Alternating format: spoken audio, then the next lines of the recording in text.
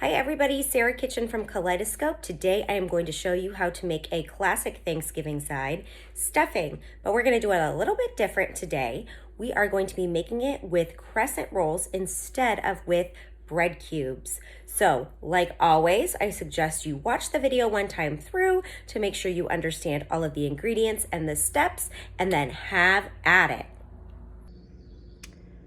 First up, for our stuffing ingredients, you're gonna need 2 cloves of garlic, either chopped or minced. My family loves garlic, so I'm doing a little bit extra. You're gonna need 1 stalk of celery. You're gonna clean that and chop it. 1 carrot, again, you're gonna clean it and chop it. And then 1 onion that you're gonna chop. Here's what it looks like when I've got my garlic minced and my celery, carrots, and onions chopped. You will also need approximately 1 pound of pork sausage and 2 packages or tubes of crescent rolls. You are also going to need 1 tablespoon of butter, 1 egg that you're going to crack and whisk, a half of a cup of chicken stock, and some spices. The spices that you use for stuffing can be based on your personal preference and tastes. I like to use 1 tablespoon of sage, 1 teaspoon of thyme, and 1 teaspoon of parsley. You can also use fresh spices if you're interested, but you might want to monkey around with this and see what tastes best for you. Once you have all of your ingredients prepped and ready, you want to preheat your oven to 375 degrees Fahrenheit, and then take your pork, put it in a non-stick skillet, and cook it until it is brown the whole way through. My pork sausage is almost done cooking, but you can see all the fat is kind of bubbling up there. So when this is done, like I mentioned before, I'm going to take this and I'm going to drain the fat off. I'm going to recommend that unless you're pretty proficient in the kitchen, you get some help with these steps, because we're dealing with a lot of hot ingredients, hot grease, things like that, and I don't want anybody to get hurt. So once this pork sausage is done cooking, again, I'm going to drain the fat off. Then we're going to come back and start to cook our carrots, onions, all of our spices in the butter. All right, folks, I have cleaned my non-stick skillet, and now I'm back at the stovetop. I'm melting my butter, and then I am going to put in my garlic, my carrots, my celery, and my onion, and I'm going to cook those all together.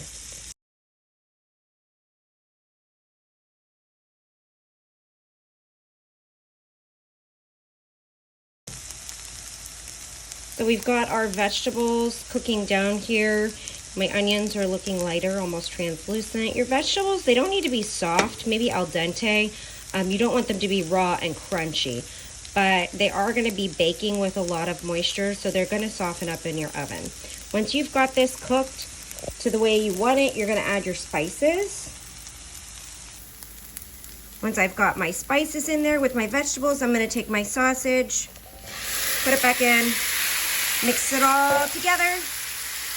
Once it's all mixed together, we're going to put it in a separate bowl and let it cool down for a few minutes, and then we'll move on to the next step. While your sausage and vegetable mixture is cooling, I want you to get those crescent rolls out, and then we're going to unroll them. Cut the crescent rolls into 3 pieces.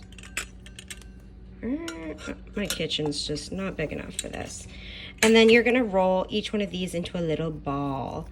Keep working on this until you have gone through all the crescent rolls. Put them in a bowl, and then we will move on to the next step.